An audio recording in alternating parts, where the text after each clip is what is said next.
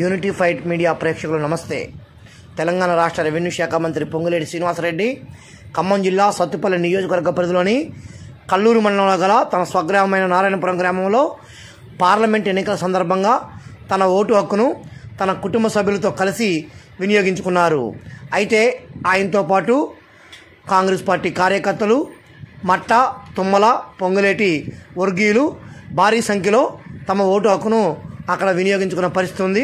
అటు వివరాలను unity fight మీడియాలో వీక్షిద్దాము.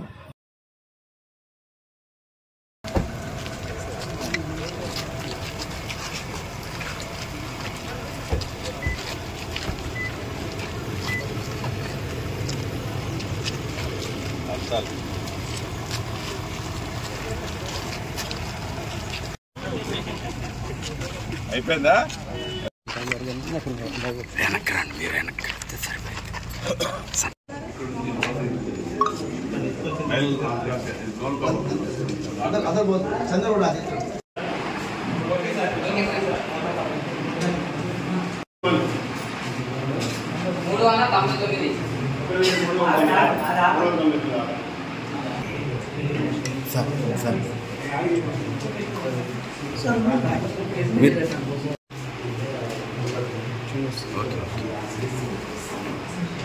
నూట 9